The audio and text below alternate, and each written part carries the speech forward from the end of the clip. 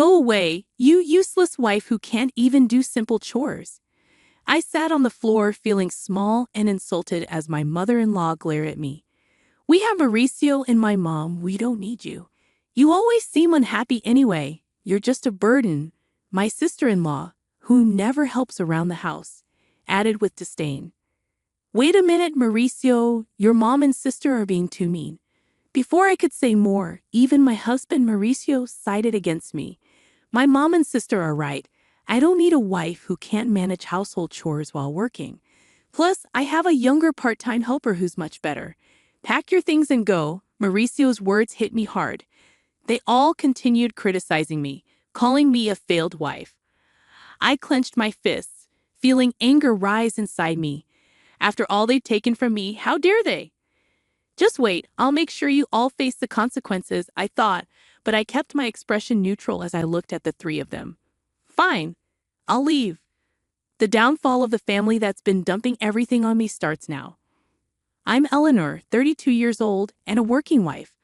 Many women work after getting married, and I kept my job at the same company I joined after college because I enjoy it. One morning, while I was getting ready for work, Mauricio asked, Eleanor, can you handle this? Tax season is approaching. He handed me a stack of receipts and invoices. Again, you should manage your own shop's finances, Mauricio said, avoiding eye contact. You know I'm better at this, so please. I married Mauricio 5 years ago. He used to work as a clerk at a restaurant I frequented, and after dating for a while, we decided to tie the knot. Now Mauricio runs his dream cafe, but he leaves tasks like purchasing and accounting to me. As I left for work, my mother-in-law added, Eleanor, let's have Chinese food tonight. Can you get the ingredients ready? No, you can do it when you return. Also, Vivian and the kids are coming this weekend. Make sure to prepare something they'll like. I reluctantly replied before leaving. When we got married, I wanted to live just with Mauricio, but he insisted we live with his mother because he worried about her living alone. So we moved into his large family home. My mother-in-law isn't good at keeping the house tidy, and it was messy when we moved in.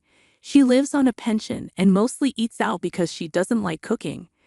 Mauricio always says that housework is a woman's responsibility, so even though I work, I'm stuck doing all the chores for the whole family. On top of that, my sister-in-law Vivian, who has her own family now, often visits with her kids. When she's around, the workload increases. This morning, when I heard she's coming back this weekend, I thought, oh, not again. And then the dreaded weekend arrives.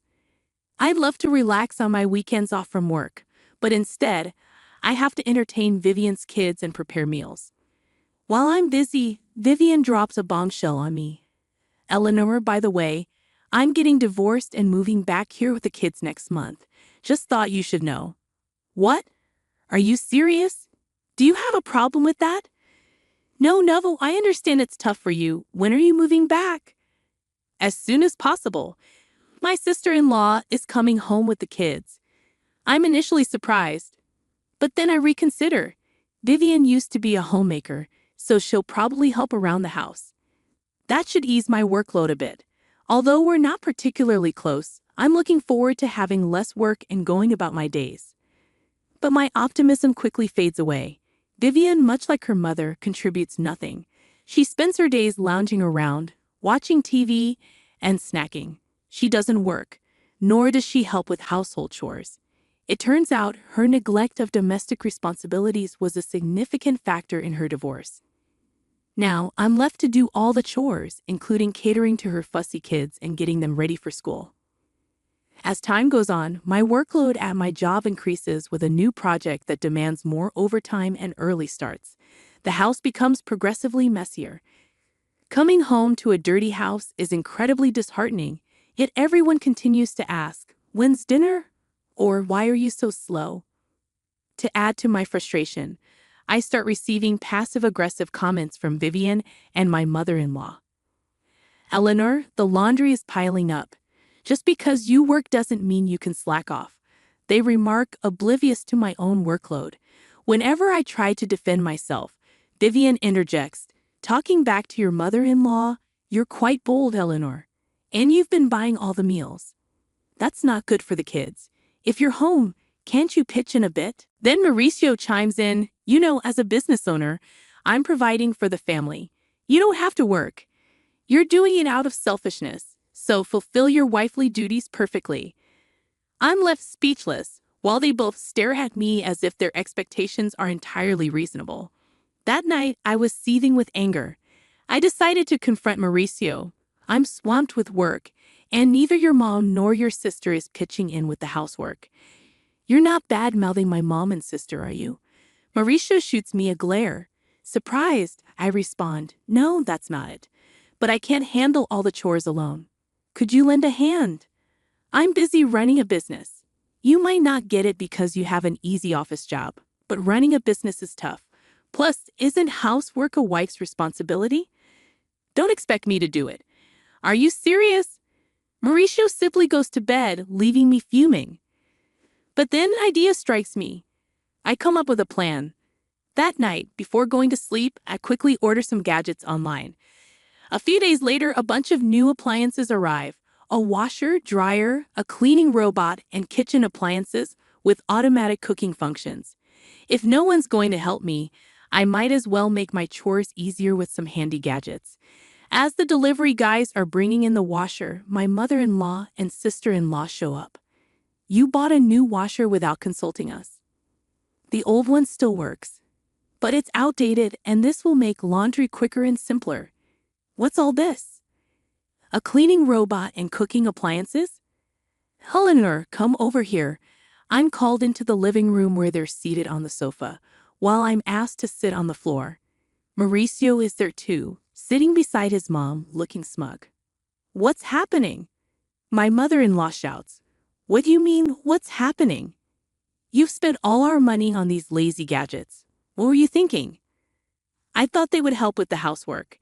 Efficiency isn't everything. People rely too much on machines these days. My sister-in-law adds, exactly, Eleanor. And those are luxuries. The appliances we have are perfectly fine. You're just wasting money because Mauricio owns a business. She shoots me a glare, and Mauricio nods in agreement. But you're just trying to make your life easier. Can't you even handle housework properly? I wanted to retort, look who's talking, but I remained silent. Finally, perhaps frustrated by my lack of response, my mother-in-law snaps, if you can't handle housework, you should just leave. I stare at her in shock. She stares back, unyielding. We don't need you. Mauricio and I are fine without you. You always look tired and miserable.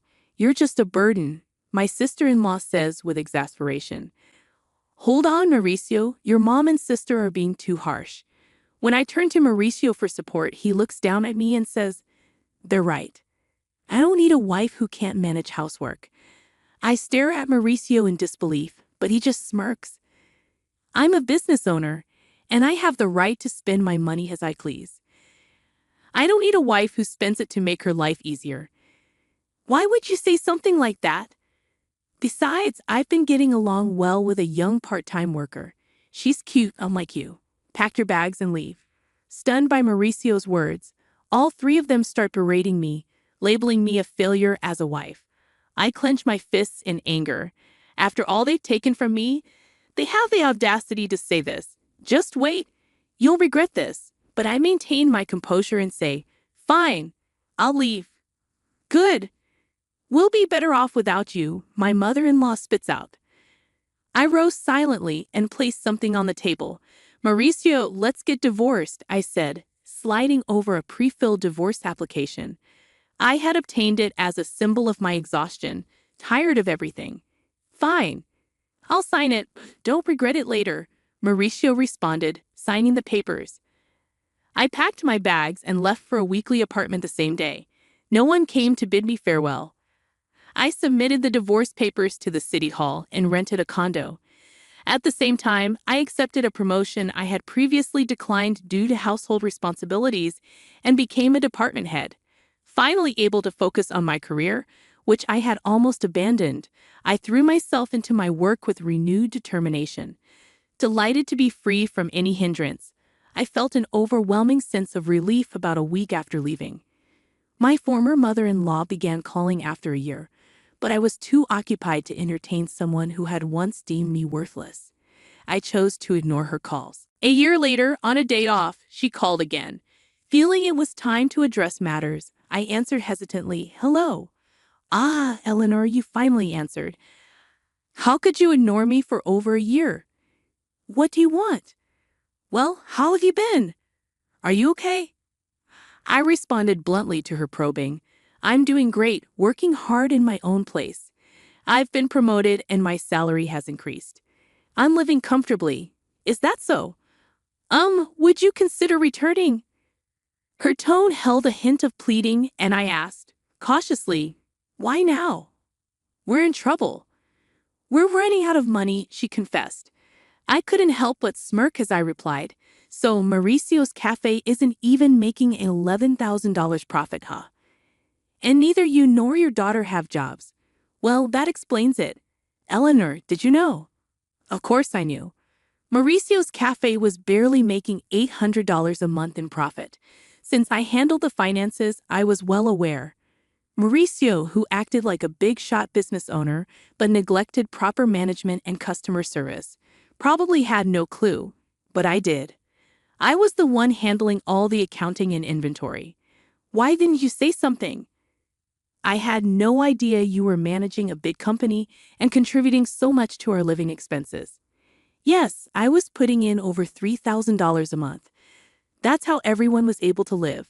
I had been supplementing the family income with my own salary because I knew Mauricio's shop wasn't making much. He probably realized he couldn't make ends meet without my income only after I left. Please, Eleanor, come back. By the way, what happened to Mauricio's shop?" Ignoring my former mother-in-law's plea, I informed her Mauricio's shop is going under next month. Even the part-time girl left him. That makes sense. With such sloppy management, he can't keep a business running, and he's too proud to do what needs to be done. No woman would want to be with a man like that. I chuckled, leaving my former mother-in-law speechless. "Can we wrap this up?" "I'm busy," I interjected. She hurriedly continued, "Also, the house has been a mess since you left." A mess? According to her, the house was in chaos because no one was doing any housework. It was cluttered, no one was cooking, so they had to buy food, and they couldn't even afford a new washing machine. "It would have been nice if you left those appliances," she remarked. "What do you mean? Those lazy appliances? And what's wrong with taking things that I pay for?" I shouldn't have said that, but I never expected the house to deteriorate like this just because no one was doing the chores. "Isn't it strange that 3 adults can't manage the housework?" I questioned, growing irritated. "What are your daughter and Mauricio doing?" She lowered her voice. "Well, Mauricio has been sulking at home all day, doing nothing since he found out his shop isn't making any money." "Really?" "He said he could do whatever he wanted with his money because he's a business owner. And Vivian refuses to work no matter how much I tell her. She doesn't do housework, and she even asks me for pocket money for herself and her kids." My pension is running out. "Really? Your daughter told me she didn't need me because she had you," I retorted icily. My former mother-in-law attempted to sway me once more. "Please, Eleanor, my pension isn't enough for the 3 of us anymore. I have no intention of returning to that house. Your children are quite dependent, aren't they?" She fell silent. Just as I was about to end the call, she persisted. "Eleanor, we'll change. Please come back.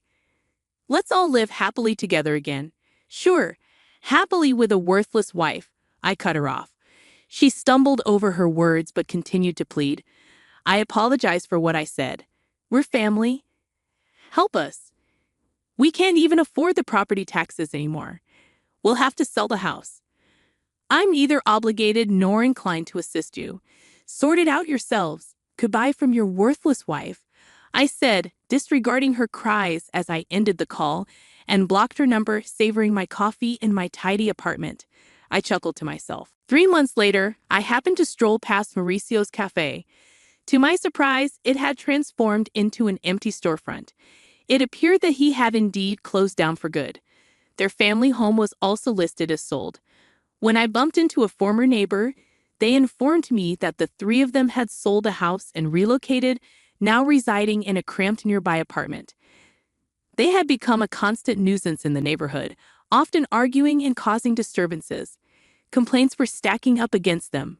It was disappointing to see that despite the opportunity to work hard and take care of their home independently, they hadn't, which was typical of them. I regarded their former residence with a sense of detachment and continued on my way. Since then, I've been fully immersed in my work. Recently, a sincere and hardworking colleague confessed his feelings for me, expressing admiration for my dedication to my job. We started dating with the intention of marriage. I believe my next marriage isn't too far off, and this time I'm eagerly anticipating embracing happiness.